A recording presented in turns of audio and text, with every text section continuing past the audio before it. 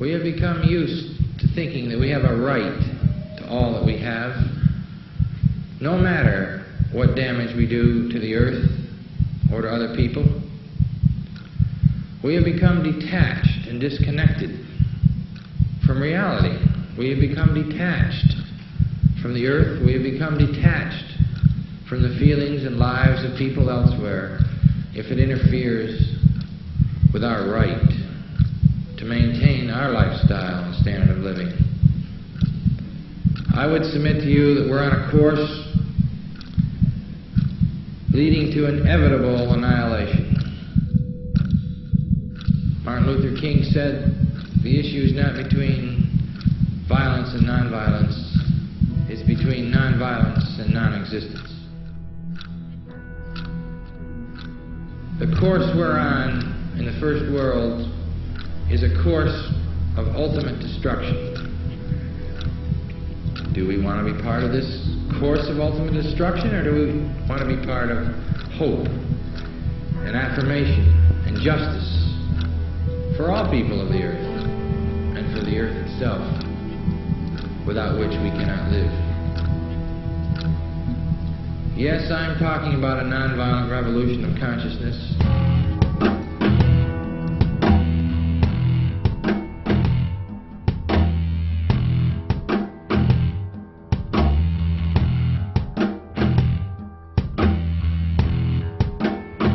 Everyone comes to a point in life in which we reflect upon those things that matter. There are some who choose to ignore the depth of this question, and there are others who follow this question into oblivion. Is it possible to walk the middle path, to ask these questions and yet embrace the possibility of never arriving at an answer? Is it possible to live our lives not in the absence of a corrupt world, but despite it?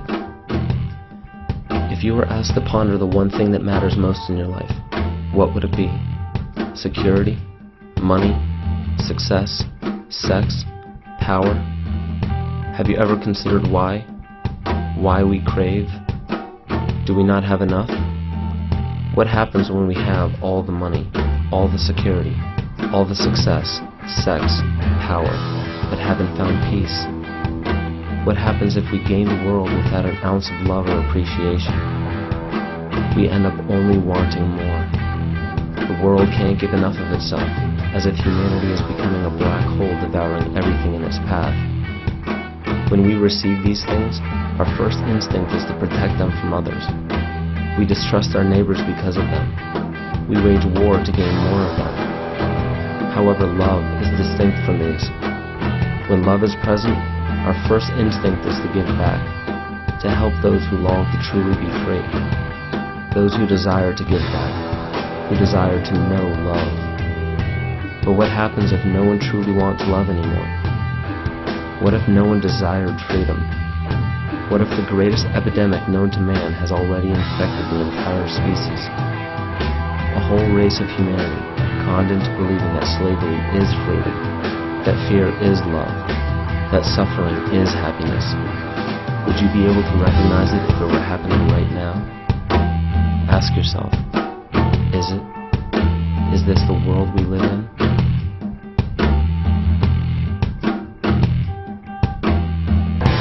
You ain't got nothing to live for, you're better off dead. Yes, but what if a man has got something to live for? That's different. Then nothing should stand in his way.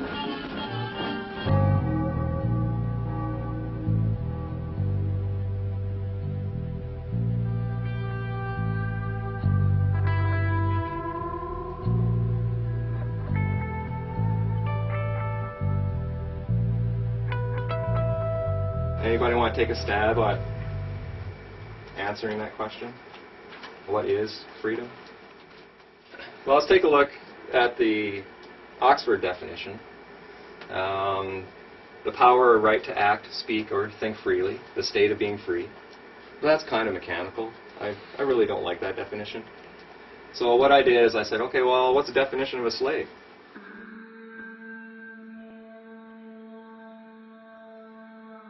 A person who is the legal property of another and is forced to obey them, or a person who is excessively dependent upon or controlled by something. Okay? So if you're dependent on something, are you free? No. No. If you're controlled by something, are you free? No. No. So if we want to be free, then maybe we need to get rid of our dependencies and the controls in our life.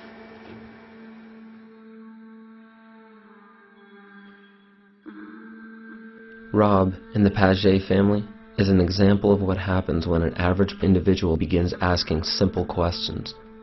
Rob has removed himself from under external government and jurisdiction. No officer of the law, judge or magistrate, politician or tax agent has authority over his life simply due to a title. The land on which he lives is treated with respect and appreciation. He has drafted his own Declaration of Independence and his own Constitution. He has truly broken the bonds that fetter so many of us to dependency and dogma. However, to do this, far more than physical barriers had to be destroyed. Upon Rob's realization that he is truly becoming free, an inevitable realization of responsibility presented itself. When excessive dependence upon something is recognized within, the heart and mind revolt. The initiation of an authentic revolution always begins within the individual. Pay attention not to the physical steps he took to become free, but to the spirit of his path. For it is a personal path within all of us. If we mimic the path of another, it is not a true path for us, but a trap. This is merely a story of an individual I love and respect, the story of how a true revolution is born.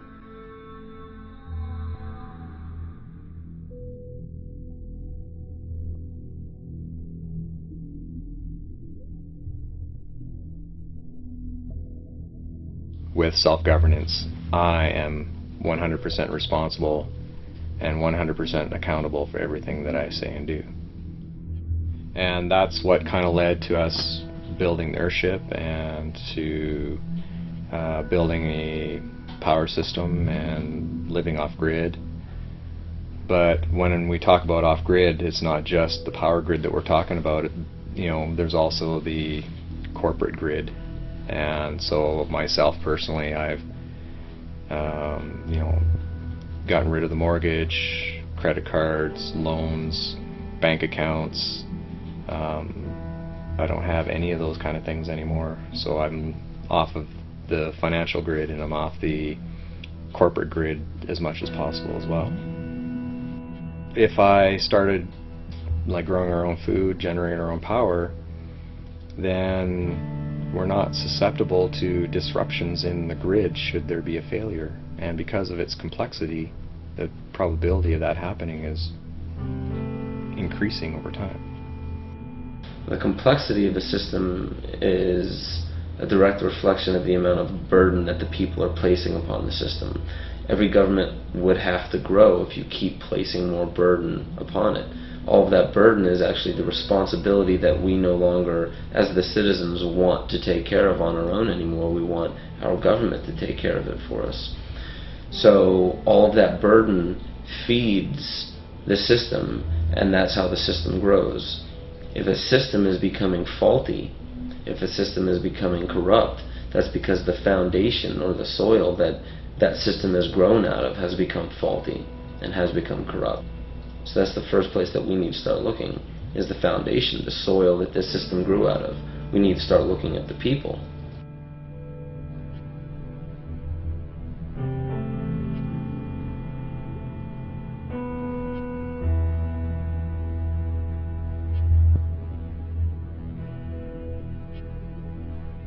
There's a fellow down in the U.S., Taos, New Mexico. He's an architect. What he's doing is he's building earth-rammed houses, which are passively solar heated, out of automobile tires.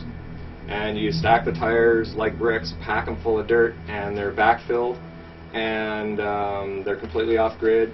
The sun heats the dirt and the mass, and that heat then radiates back into the house. And then in the wintertime, because the sun is so low, it penetrates deep into the building to warm up the building, and in the summertime it's really high, so it doesn't penetrate the building at all, and it keeps the building cool. And collect water off the roof into cisterns, and we recycle water in the house, and solar panels for power generation. So the house essentially is like a self-contained ecosystem because it collects its own water, treats its own waste, generates its own power, generates its own heat, and it's all built out of recycled materials that are abundant out in our ecology. There's automobile tires all over the place, right? So trying to build houses out of materials that you can find readily laying around.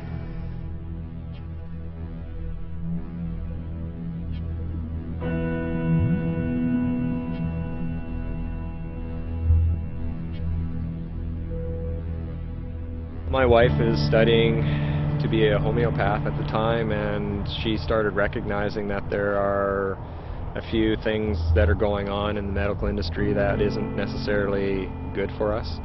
And through the process of learning about some of the medical issues that we were learning through Carrie's education, it started to wake us up to some of the other things going on in our economy and in our political system and that kind of stuff. It's not a healthcare system, but a keep you sick system so that they can make lots of money through pharmaceuticals. I held on to crap in my life, and whether it's emotional or mental, and my body had a real hard time dealing with it. You know, I've since learned that it's holding on to that stuff is what causes cancer and, you know, all kinds of illnesses and distress on the physical body. So we decided to take our matters into our own hands and be responsible rather than react to what was going on. We decided to be proactive, and so we came out while the economy was at its hottest, and we sold everything, came out here. That all stemmed really from some of the things that Carrie was bringing back from her studying, and she brought this term natural person back from school and said, "Hey Rob, you know, have you heard of this?" No. So I started looking into it and realizing that there's this huge deception going on in the political arena, well, and the medical arena and the economy and all that kind of stuff too. But my initial reaction was I was extremely angry and upset. How dare they do this? You know, they're supposed to be there to protect us and guide us and help us, not manipulate us.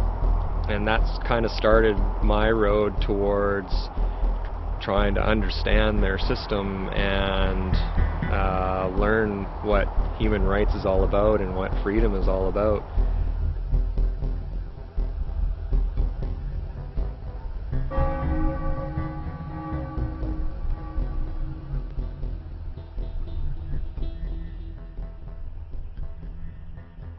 What is the law? What laws apply to every single man on this earth? Because they often say no man is above the law. Okay, so which law are they talking about then? Well, there's common law, there's civil law, there's contract law, there's Sharia law, there's Christian law, like there's all kinds of laws. Mm-hmm. Admiralty is just one of them. And when it comes down to it, a lot of those are only associated to activities depending on what we're doing and what we consent to. So corporations, for example, are all subject to a number of laws because they are the creation of the government. So the master gives the rules for the servant to follow. Okay? So does that apply to you? Well, unless you're a corporation or you're behaving as a corporation, the answer is no. So I asked the question, what is the law?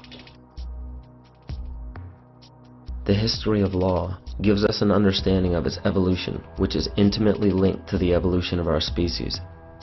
The function of law does not simply govern our physical actions. We have many layers of existence, including physical, mental, emotional, conscious, and spiritual. Because we cannot escape any of these, an affliction to one of them reverberates in consequence between all of them. It is irresponsible to assume that law pertains only to portions of our lives. Law is the very foundation of life itself. All law forms today are based upon our consent. Should the people of today discover the important truth that we can say no at any time, we may find a revolution within the current system to be inevitable. Everything we are experiencing is the evolution of experience itself. This is why I can't say what the future should look like. The second I give a model for the future, there will instantly appear a rebellion against that model. And that rebellion is very important because the future is not about ending up with a beautiful result. It's about learning from the process and allowing that process to always welcome change. There are three fundamental stages to our evolution: childhood, adulthood, and parenthood or leadership. A child is typified by being dependent upon external support for food, protection, and health. In the animal kingdom, the transition from childhood to adulthood is complete when the child is no longer dependent upon others to be fed, protected, and kept in good health. We are a species of perpetual children today in our society. And as easy as it would be to blame the political, economic, and societal system that breeds dependent people, it is an inescapable truth that the entire system is a reflection of the condition of its people.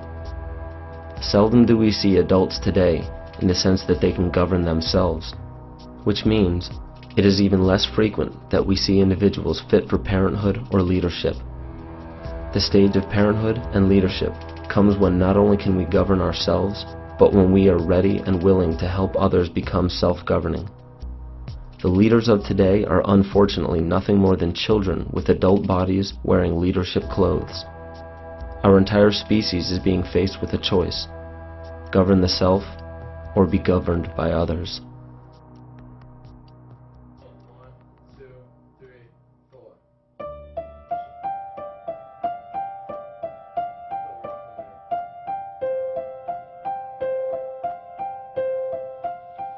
Problem with courts these days that I see is that people don't see them for what they really are. I was raised to respect authority, follow the authority, and do as they say. And I think most people are brought up that way. What I've learned, though, is that authority is based 100% on our consent to being governed. And I found a Supreme Court ruling that says that the consent of the governed is a foundational principle of democracy. Now, what's consent? Does that imply that you have a choice whether you're going to agree to that or not? And I would suggest that the answer is yes. So we all have free will choice to consent to being governed. When we do that, then we've given them permission to use their authority over us. So when we used our free will to apply for or register for something, we gave them permission to create a corporation to interact between the man and the system. And it's that corporation that the system acts upon. But because we don't know who we are, we assume or we think that that is us. So when you take a look at your credit card or take a look at your driver's license or your birth certificate or any of that kind of stuff, a lot of people, and including myself, thought that that was actually me. And that's not true. So when the courts are acting upon it, all they can really act upon is the corporation. And the only reason they can act upon the man is because we agree to be the representative of that corporation and bind ourselves to the terms and conditions of that agreement. But we can say no at any time. Give the public the facts. They have a right to know. Got it? If you have those documents, such as licenses, registrations, permits, applications, that is your consent to being governed by certain guidelines, regulations, acts, stipulations, laws within that corporation, because you are asking for a service and they're saying, okay, as long as you follow these rules. If you sign any of those contracts which are represented by a legal fiction set up in your name, then you yourself are bound by those rules, bound by those regulations, because you did that. You consented to being governed by that. So in order to remove yourself from that, you have to dissolve those contracts. Sometimes they make it seem mandatory that you must comply, and it's just the language that's being used. That's one thing you want to become very wary of, is the language that they use.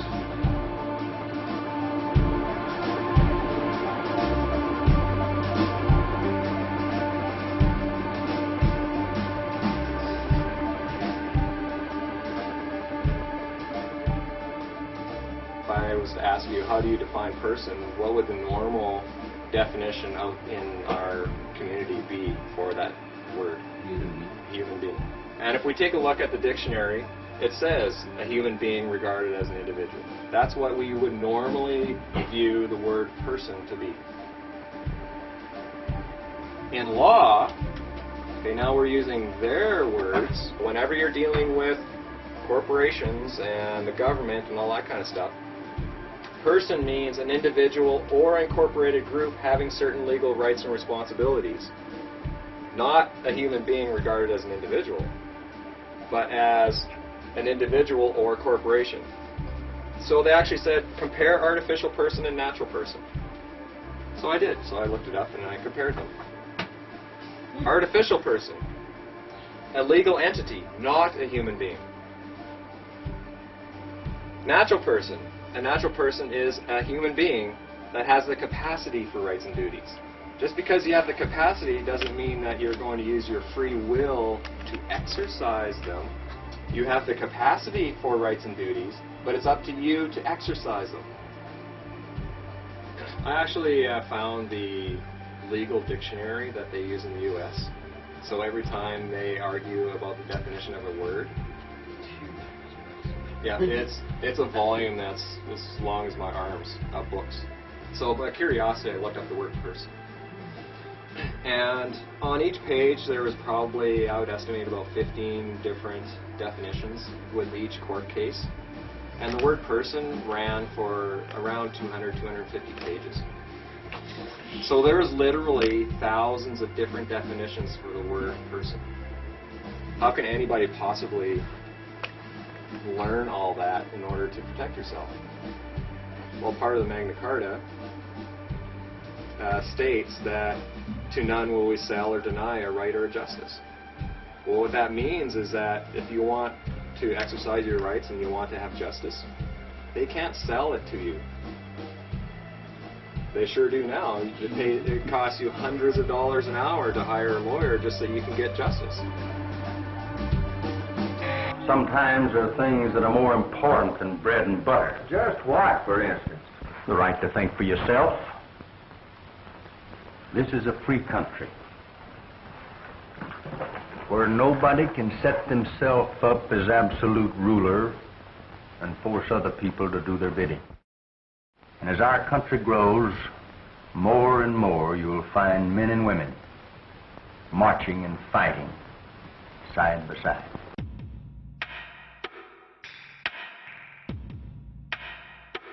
So at the Revolution, the sovereignty devolved on the people, and they are truly the sovereigns of the country. But they are sovereigns without subjects, with none to govern but themselves. The citizens of America are equal as fellow citizens. And this was a U.S. case in, what's the year, 1793. So every U.S. individual is sovereign if they knew about it and if they hadn't got hooked into the corporate game that's being played down. So, a sovereign, a person, body, or state vested with independent and supreme authority. So, if you're sovereign, does that mean that somebody else has authority over you? No. You have the supreme authority. What about an officer of the law? They have no authority over you.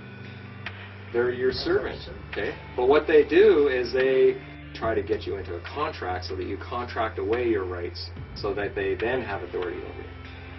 Asking for a driver's license, insurance, and registration, you give it to them, that's a contract. You then gave them authority. Then they can do whatever they want to.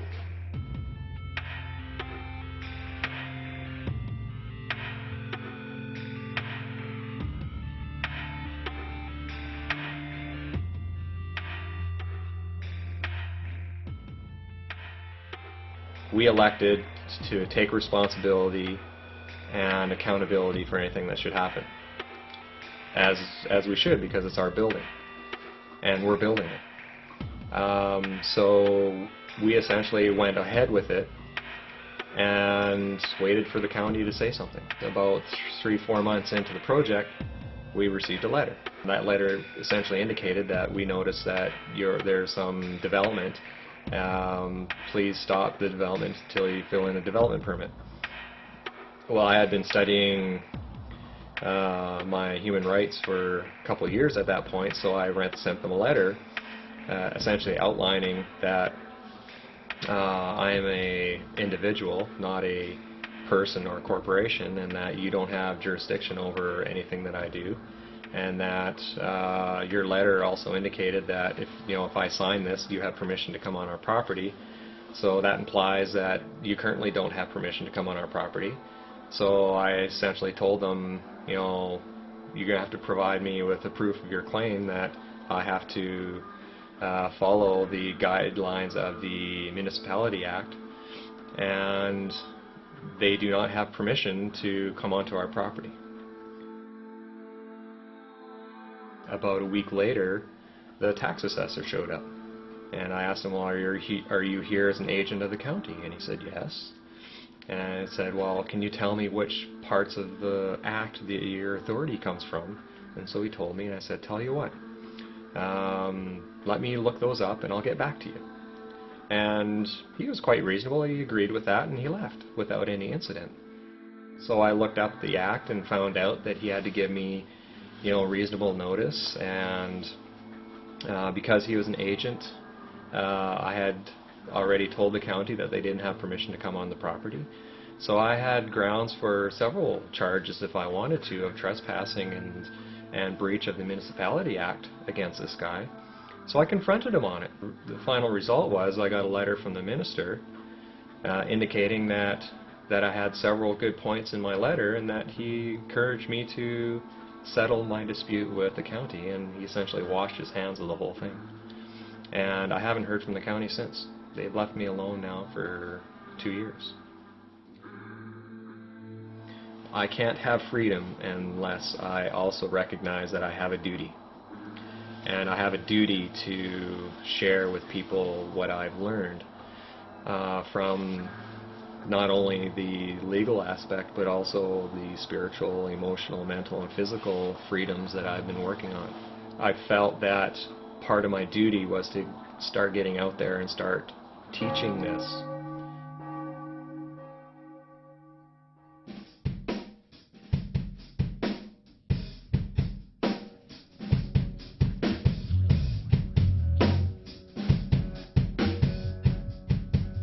Petro. Yes, sir. Stand by for operation of the time machine. Yes, sir. Where to this time, Captain? Back to the year 1215 and King John of England. Yes, sir.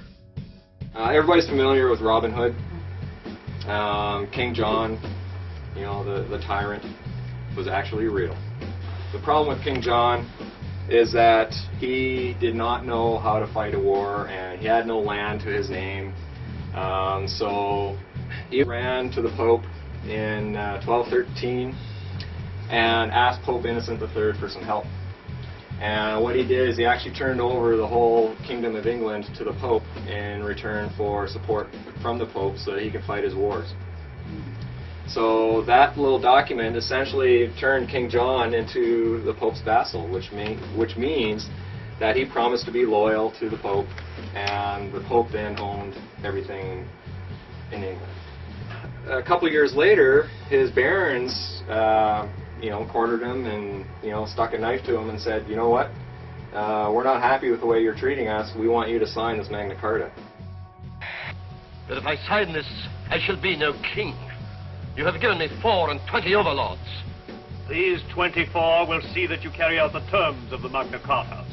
You have no choice, King John, but to sign.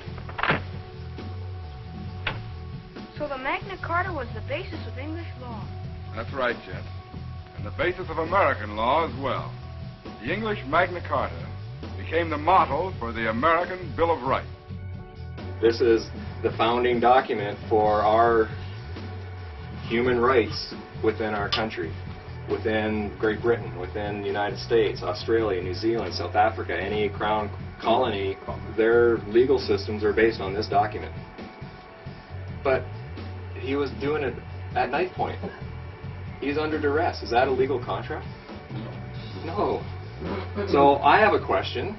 If it was under duress and this is not a legal contract, then how can they possibly continue using this document as the basis for our legal system?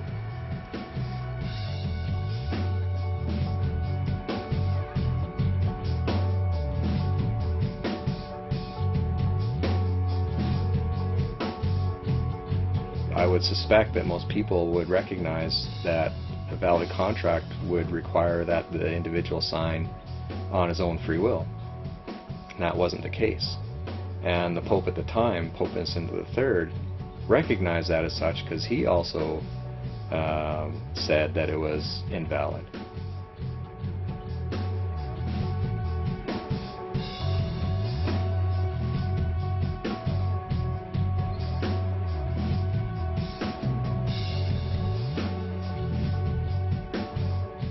Kings of Europe decided, you know what, there's this huge piece of land just across the Atlantic Ocean, let's go get it. And so how they did it, though, is they chartered corporations. You know, the king set up a corporation, and it was funded by the king and bankers and that kind of stuff, and they came over and they stuck the flag into the ground and say, you know, we claim this for the King of England, and set up shop and started dealing with the First Nations people that are here.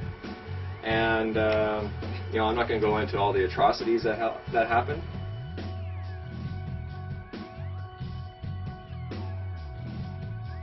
Literally millions of First Nations people died, either as a result of disease, wars, starvation, and so that genocide took place just so that they can colonize this land. You know, it's a sad chapter in our history. But we also have to recognize that that's the past, and so let's move on and let's try to live in harmony with one another now without pushing our will against another, and try to come to terms with the things that were done in the past. It was essentially the corporation that came and conquered this country, or this land, I should say, not the country. They came and conquered this land. It was all corporations that came. Now that those corporations are here, people started coming over and started immigrating to what they thought was Canada or the United States. And then in 1867, they passed this thing called the British North America Act. Now, did the people here vote on this? No. This is a piece of legislation from Great Britain. That's all this is. The BNA Act is just legislation from the Parliament in Great Britain. But it was passed off on us as a constitutional document. In order for you to have a constitution, the people have to vote on the document, not the representatives in the legislature. This document merged all the colonies into one colony called Canada. That's all this document did. But it was passed off as forming a country. The people of Great Britain went and started traveling around the world and bringing their legal system with them. And even though the U.S. declared their independence in 1776, they still based their legal system on British system. They're all based on that common law system, but there's also the Admiralty system that came with it. Representatives from, you know, Canada, Australia, South Africa, New Zealand, you know, all those got together with Great Britain and started talking about, okay, how can we really set things up so that we can be autonomous from Great Britain? And so they actually met for a couple of years, 1926 and 1930, to formulate how this is going to work. And then the king then passed the Statute of Westminster, and that essentially broke the tie between Great Britain and Canada. Okay, the king is no longer a part of Canada. Canada is no longer affected by any statutes or regulations from Great Britain. Because the link to the crown was broken, technically we're in anarchy. We have no document to actually set up the framework for how our government is supposed to operate in this land. In 47, they wrote a letters patent creating the office of Governor General. The Governor General is the head of this country. We have been compelled to create a permanent armaments industry of vast proportions. 3.5 million men and women are directly engaged in the defense establishment. Now, this conjunction of an immense military establishment and a large arms industry is new in the American experience. We recognize the imperative need for this development, yet we must not fail to comprehend its grave implications. There's not one piece of territory or one thing of a monetary nature that we want out of this war. We want peace and prosperity for the world as a whole. Let's go through these words and let's see if you understand them now. Okay? Governor General. What's a general? Military. Lieutenant. More generals. What's a company? It's like 4 brigades of man and heavy equipment. An officer. Okay? The taxpayer is actually an officer who holds an office. Commission. How many here work for commission under a social insurance number? So you're actually a commissioned officer. Okay, so even some of the financial terms have military connotations. And it's all done under admiralty, which is military.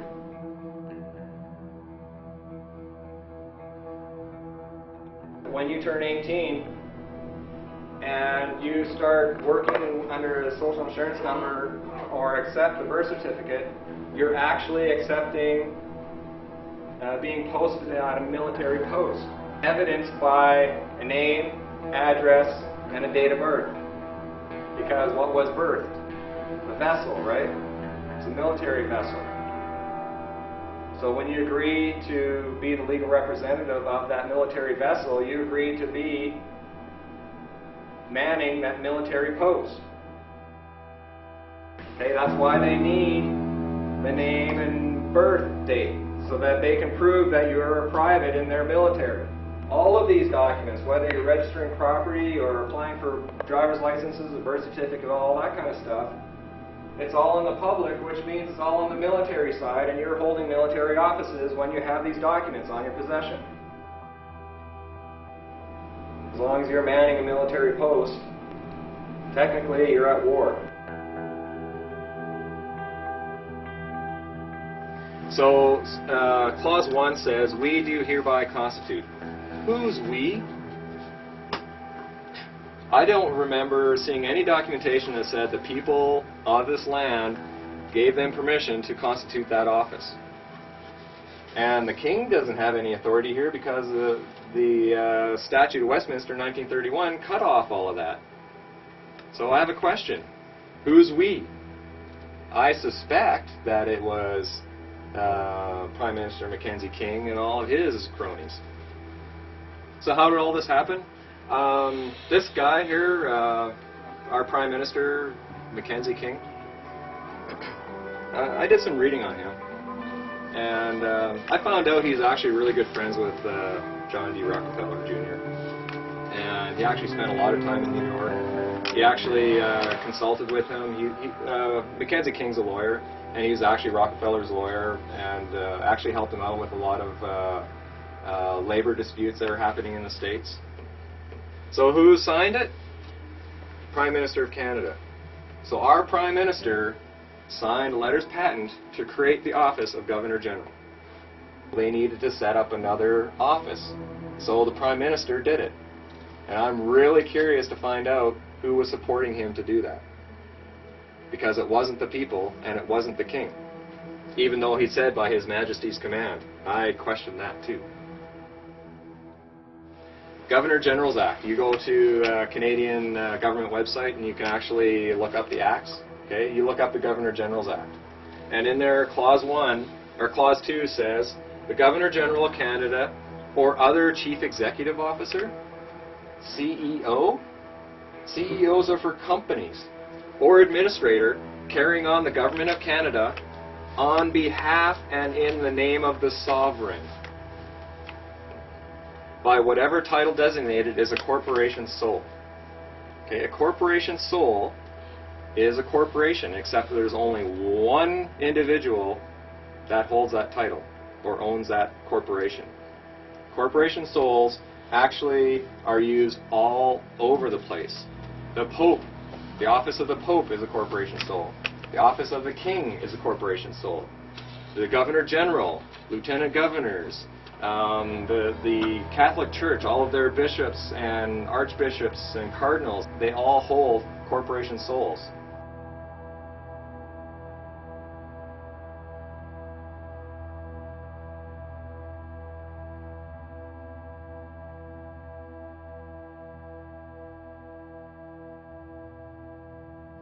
This was on the Governor General's website about 10 months ago. You won't find it now because they changed it. So I'm really glad I got a screenshot of it. But it says here, Canada is a parliamentary democracy and a constitutional monarchy. Yeah, whatever. This means Canadians recognize the Queen as our head of state. Canada's Governor General carries out Her Majesty's duties in Canada on a daily basis and is Canada's de facto head of state. Does everybody know what de facto means? Illegitimate but in effect. So it has no legitimacy, but because we've all accepted it, that gives it force and effect. Now, as soon as you get away from all the people and you remove yourself or segregate yourself through a private agreement or what have you, that becomes private. Now, the Governor General and the Queen, by definition, are only responsible for the public. Government is there to deal with the public for us, but they've turned everything public. As soon as you register property like land or vehicles or any of that kind of stuff, you turn that into a registered item which is in the public. If you're in the public, they assume that you're vulnerable and that you need protecting from others and from yourself. As soon as you're using all of your corporations, that's all on the public side and that's all governed by the public, which is the government. So part of the process that I went through was to actually explicitly say, I do not want to be governed.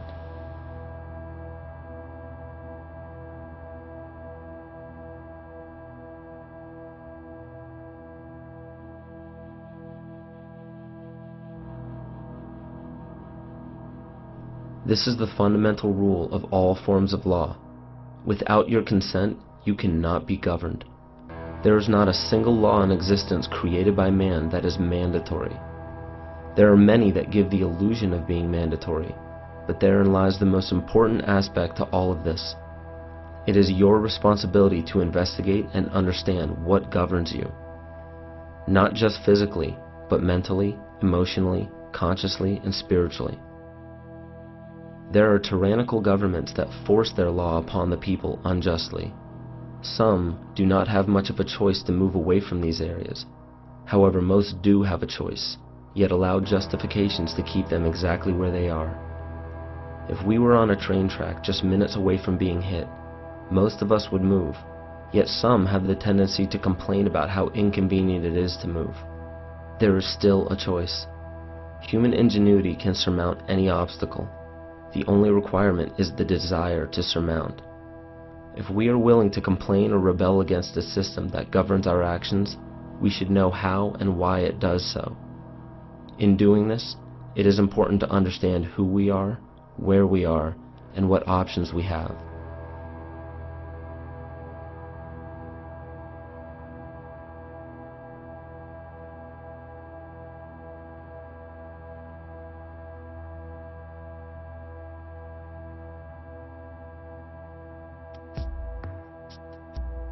Well, what's Canada defined as?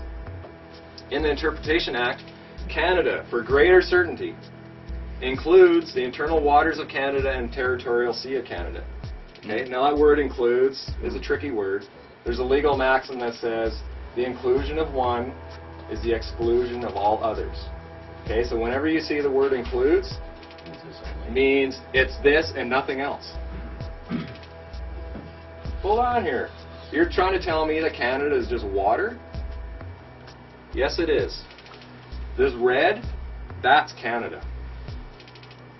We, sitting in this basement, we are not in Canada.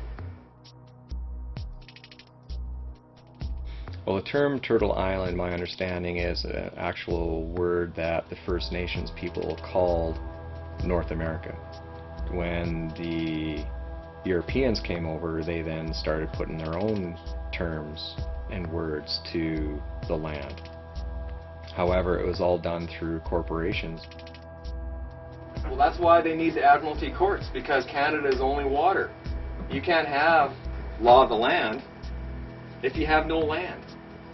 You need Admiralty courts to operate in Canada because it's all water. You need your ships. Okay. Everybody know where they fly the flag on the Parliament buildings in Ottawa? On the top of the Peace Tower, because they don't have any land to plant their flag. We need land to plant a flag. Take a look at the U.S. Securities and Exchange Commission. You type in the word Canada, it's listed there. Canada actually has to file with the U.S. Securities and Exchange Commission every year.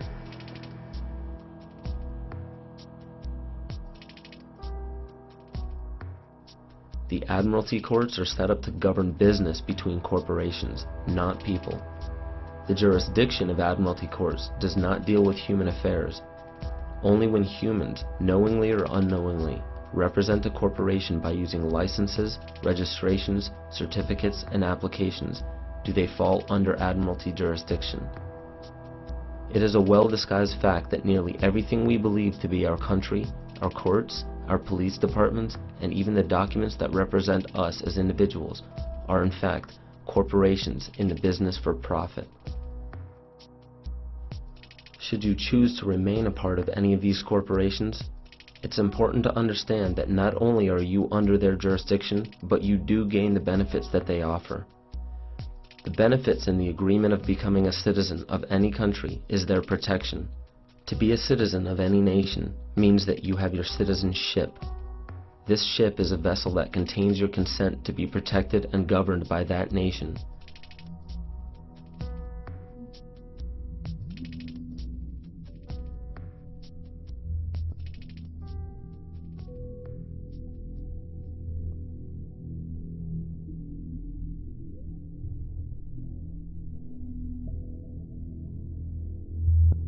It was November of '07 when I actually got pulled over by city police. You know, they had 2 or 3 police cars there, but what essentially happened is he came up to the window and said, you know, asked me for my driver's license, insurance, and registration. And I actually told him, well, I don't have a driver's license.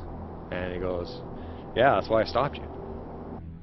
I'm not a corporation, and I do know that I'm not here to submit to other people's authority. I didn't realize it at the time, but I was actually testifying to him. I didn't need to tell him that I didn't have any of those documents. At that point, he then asked me, well, what's your name? Well, I told him, well, my friends call me Rob.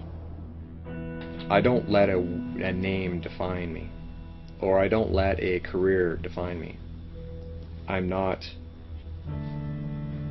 a name or a label. again, I was testifying. I didn't have to disclose to him my identity, but it was enough information for him to make the link between that name and the name that he has jurisdiction over, which is the artificial person that was on the driver's license that was expired. And that was grounds enough for him to proceed with filing charges of driving without a driver's license. And he essentially gave me the count of 3 to accept these, or he would continue filing more charges and tow the vehicle. And I finally accepted under, I was extremely stressed out at that point because I didn't want to lose my property and that kind of stuff. So I accepted them and decided to deal with it through letters. Like if I was a judge, for example, and you walked in and claimed that you're sovereign, one of the things I'm going to look at is, okay, has this guy behaved like a sovereign? Did he, provide me with pre-notice and, try to resolve the issue before it even came to court? And was he honorable in his communications and his interactions with people? So at that point I started a letter campaign, writing letters to him to ask him, for proof of claim of a whole bunch of things that he was claiming over me, and he essentially ignored all of those. So I showed up in court for the plea. Okay, now I know what the plea is all about, right? So I didn't go in there with all my books. I essentially went in there to essentially say, you know what, there is no harm done here. There's no cause for this court to be hearing. The judge wouldn't hear any of that. He kept asking me for the person, Robert Ernest Page, and I kept saying, well, I'm here on this behalf, because I'm not that person. I'm man. But he finally said to me, okay, you know what, I'm entering in a plea. Well, first off, that was probably a no-no on his part. And he told me to plead guilty. But he said that from the facts of the case, it didn't look like I had a chance. Then he told me, make sure that that person is in court. I was still nervous, I was still shaken and that kind of stuff, but I left court excited because I successfully got the judge to recognize me for who I am, not as that artificial person. But I still have court to deal with. So when I got there, the Crown called me up, so I went up there. This is before the judge was there. And he asked me for my name. I didn't give him a name. I told him I'm a third-party intervener under injury because the artificial person's being called to court, not me. But I'm the one that was injured. I was stopped, which is an injury, detained for an hour and a half, and had to go through a whole bunch of letters and that kind of stuff. So he pointed to the ticket and goes, well, is that you? And I told him, that is not me. And I think he was getting frustrated. He said, go sit down. So I went and sat down. All I know is that when they resumed court, they heard the rest of the cases, and then they called Robert Ernest Page up, and I stood up, and she turned to me and said, case dismissed on a lack of evidence. I move for an immediate dismissal. There's no sound basis for this case. There's not the slightest evidence. That was tremendous feather in my cap because I was able to successfully stand as a man in front of them without them intimidating me and let them know that I know how this game works now. Never a few men try to take over the rights of honest citizens. They always fail. They sure do.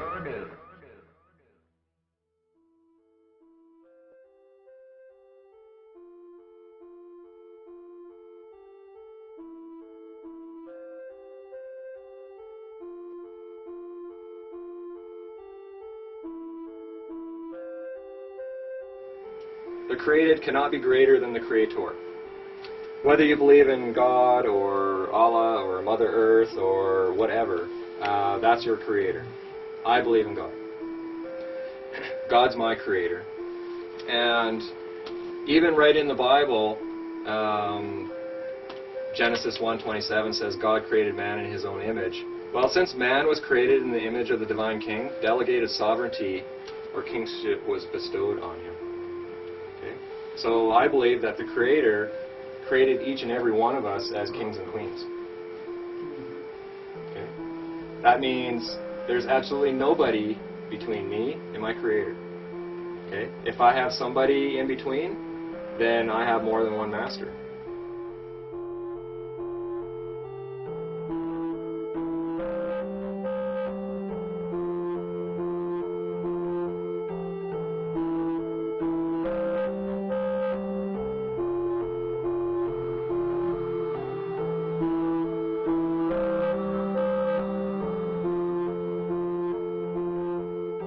Masters could be the pursuit of money. Money would be one master that I used to bow to. I would do anything for money. Other people, I used to submit myself to other people's authority without even question. Whether that be, a teacher or politician or police or whatever. Does that mean I don't respect them? No. I honor them for who they are and what they're doing and the path and the journey that they're on. But does that mean I have to bow to them as a master? No. Anything one fears could be construed as a master. But that also means that our creations are our servants. Okay? We created government. We created the corporations. We created all the bylaws and legislation. Okay? They're there to serve us. We're not completely out of it yet. We still have dependencies on our internet connections and our phone bills because we still want to communicate with people. But for the most part, I've been able to unwind myself from the vast majority of all of those requirements that most people have. Years ago, I was very materialistic. I was, working hard for, big houses, big cars, lots of money, that kind of stuff. And then when I recovered from my depression, I realized that life is all about my relationships.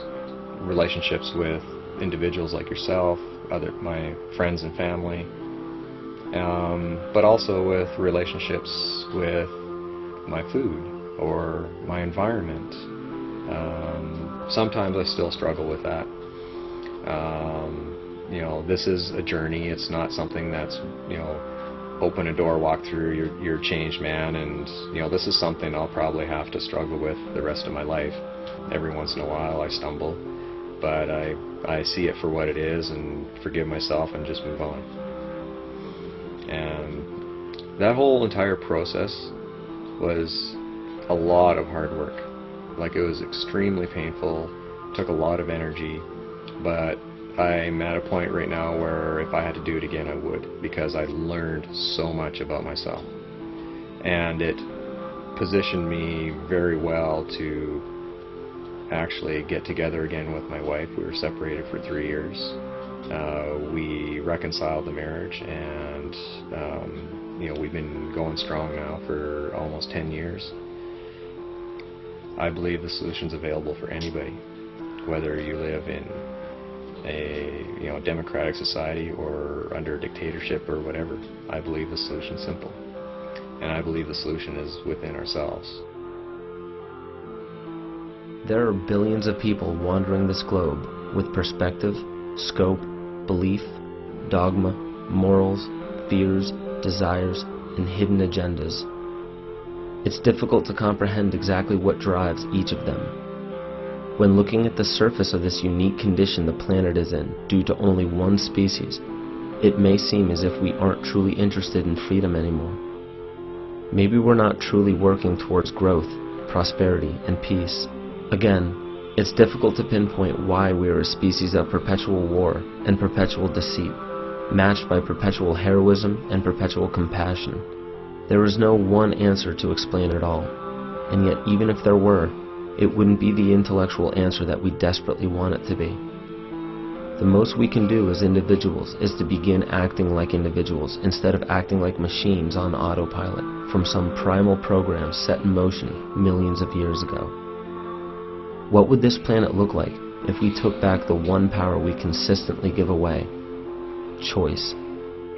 Because there is always a choice. Good, bad, indifferent, there is always a choice. Love, fear, growth, decay, life and death, there is always a choice. And the picture-perfect ending or eternal struggle is but a consequence of the direction we choose to travel from here. So rather than looking at fear, right now, look at this as the moment of opportunity, because there's something so much better on the horizon, but we can only get there by eliminating the structure as it is now, because the structure as it is now is providing for our extinction.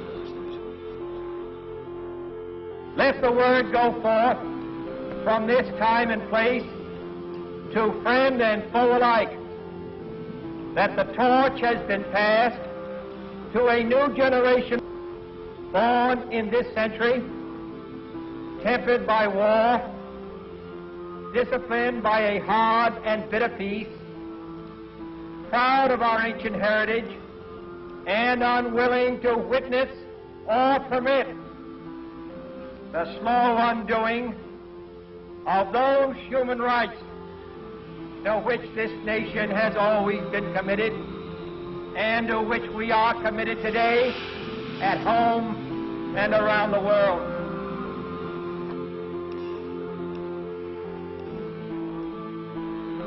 I had to be willing to accept what other people had to say, do critical thinking to evaluate whether it was true or not. I had to learn. I had to learn how to change. I had to face my fear and confront my fear. I had to be honest with myself, which was difficult. I had to learn how to let go. And I had to learn to stand up for what I believe. And I had to learn that it all took hard work to get through all of that.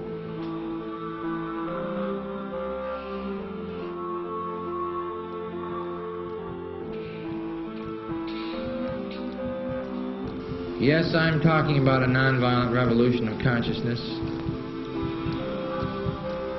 A consciousness that is able to understand how we're all inextricably connected to each other on this earth and to the earth itself. And that if we violate those fundamental principles, we do so at our own peril. Yes, we can continue to live in this delusion and the denials of reality because it's painful. It's frightening. Sometimes it's terrifying. It's terrifying to face the truth. So I ask each of you to search your hearts as to what your truth is for being a citizen of the earth, promoting justice as a foundation for peace. It's not going to happen magically, and I think it's not going to happen by relying on these political structures and institutions.